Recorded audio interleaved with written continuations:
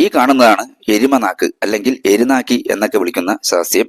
ഇതിന്റെ ശാസ്ത്രീയ നാമം എന്ന് പറയുന്നത് ഫിക്കസ് ഹിസ്പിഡ എന്നാണ്. അതായത് ഇത് ഒരു മോറേസി കുടുംബത്തിൽപ്പെടുന്ന ഒരു സസ്യമാണ്. മോറേസി കുടുംബം എന്ന് പറയുന്നത് നമ്മുടെ എല്ലാ ആൽമരങ്ങളും ഉൾപ്പെടുന്ന സസ്യവിഭാഗമാണ് മോറേസി എന്ന് പറയുന്നത്. ഇതും ആൽമരത്തിന്റെ വംശത്തിൽപ്പെടുന്ന ഒരു സസ്യം തന്നെയാണ് ഇത്. ഇതിൽ തന്നെ ഒരുപാട് ഇനങ്ങളുണ്ട്. കാട്ടത്തി, അതായത് തേരകം എന്ന് പറയുന്ന വലിയ മരമുണ്ട്. അതിന്റെ കായ്കൾ ഇതിനോട് സമാനമായിട്ടുള്ള കായ്കളാണ് ഉള്ളത്. പക്ഷെ അത് പഴുക്കുമ്പോൾ ചുവപ്പ് കളറും ഇത് ഒരു മഞ്ഞ കളറുമാണ് ഉള്ളത്. പിന്നെ നമ്മൾ സാധാരണ അത്തിമരം, അങ്ങനെയുള്ള എല്ലാ മരങ്ങളും ഇതിന്റെ വിഭാഗത്തിൽപ്പെടുന്നതാണ്. അപ്പോൾ ഇതിന്റെ ഇലകൾ എന്ന് പറഞ്ഞാൽ നല്ല പരിപരുത്ത ഇലകളാണ്. അടിഭാഗവും ഉൾഭാഗവും നല്ല രോമാവൃതമായ ഇലയാണ് ഇതിനുള്ളത്. അതുകൊണ്ട് നമ്മുടെ എരുമയുടെ നാക്കിൽ തൊടുന്ന പോലെ ഒരു ഹാർഡ്നെസ് ആണ് ഈ ഇലയ്ക്കുള്ളത്. അതുകൊണ്ടാണ് ഇതിന് എരുമനാക്ക് എന്നൊക്കെ ഒരു പേര് ഇതിന് കിട്ടിയത്. ഇംഗ്ലീഷിൽ ഇതിന്റെ പേര് ഹെയറി ഫിഗ് എന്നാണ്. ഇത് പഴുത്ത് കഴിയുമ്പോൾ ഒരു മഞ്ഞ കളറാവും ഈ പഴം. അത് നമുക്ക് സാധാരണ നമ്മൾ മനുഷ്യർക്ക് കഴിക്കാൻ പറ്റില്ല, കാരണം ഇത് മധുരവും ഇല്ല.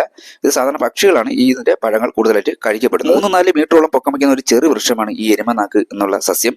ഇത് സാധാരണ നമ്മുടെ ഈ കാടുകൾ, പിന്നെ പുഴവക്കുകൾ അവയിലൊക്കെ ധാരാളമായി ഈ സസ്യത്തെ കാണാൻ കഴിയും.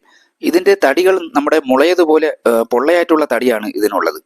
ഇത് പണ്ട് കാലങ്ങളൊക്കെ ഈ പശുവിനെയും പോത്തിനെയും ഒക്കെ തേച്ചു കുളിപ്പിക്കാൻ വേണ്ടി ഇതിന്റെ ഇലകൾ ഉപയോഗിച്ചിട്ടുണ്ട്. ഇത് നല്ല നല്ല പരിപരുത്ത ഒരു ഇലയാണ്. അതുകൊണ്ട് തന്നെ ഇതിങ്ങനെ ഈ തേച്ചു കുളിപ്പിക്കാനൊക്കെ ഇതിന്റെ ഇല ഉപയോഗിച്ചിട്ടുണ്ടായിരുന്നു. തടികളിൽ പറ്റിപ്പിടിച്ചും പിന്നെ നീളമുള്ള വള്ളികളിൽ ആണ് തൂലകുലയുമായിട്ട് ഈ പഴങ്ങൾ ഇങ്ങനെ ഉണ്ടാകുന്നത്. അപ്പോൾ ഈ കാണുന്നതാണ് എരുമനാക്ക് എന്നുള്ള സസ്യം. വീണ്ടും ഔഷധസസ്യങ്ങളെയും വൃക്ഷങ്ങളെയും വീഡിയോകളുമായി വരാം. ഫോളോ ചെയ്യുക. Okay, by.